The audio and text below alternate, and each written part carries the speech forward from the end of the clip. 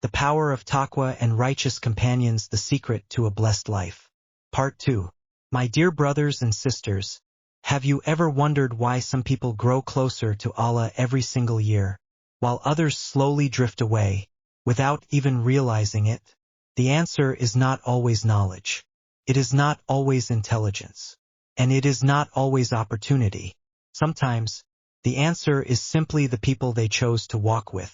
A believer never travels through life alone. Every conversation shapes the heart. Every friendship plants a seed.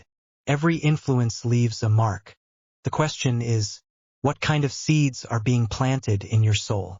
Allah, in His infinite wisdom, gives us a powerful command in the Qur'an. O you who believe, fear Allah and be with those who are truthful. Surah At-Taubah 9:119. Notice that Allah does not simply command us to have taqwa. He also commands us to be with the truthful. Why? Because taqwa grows in the right environment. Just as a beautiful flower needs fertile soil, faith needs righteous company. Imagine placing a glowing piece of coal beside another burning coal. Continues to burn brightly, but separate it from the fire. Leave it alone. And slowly, its light fades, its warmth disappears, its flame dies. The human heart is no different. When surrounded by believers who remember Allah, faith grows stronger, hope becomes brighter, sins become easier to abandon, acts of worship become sweeter. But when surrounded by constant negativity, endless distractions, and people who have forgotten Allah, the heart slowly becomes hard. Not overnight, but little by little. One missed prayer, one ignored reminder, one careless sin, then another, until a person hardly recognizes the believer they once were. That is why Shaitan rarely destroys a person in a single day. He works patiently, one whisper at a time, one distraction at a time, one compromise at a time, until the heart becomes distant from its Lord. My dear brothers and sisters, look at the lives of the companions of the Prophet. They were not perfect people. They made mistakes. They struggled. They faced fear, hunger, poverty, and hardship. But they had one priceless gift.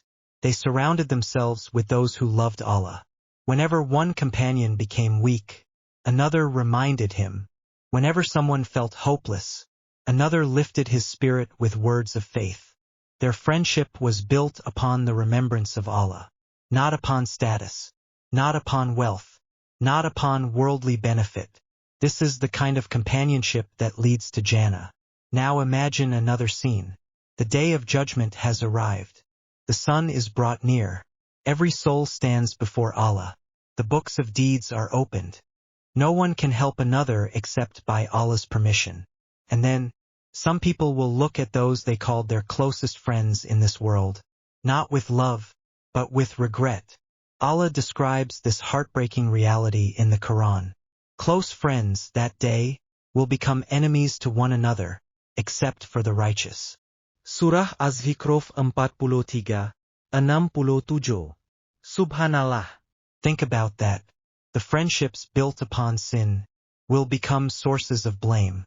The friendships built upon pride will become sources of regret.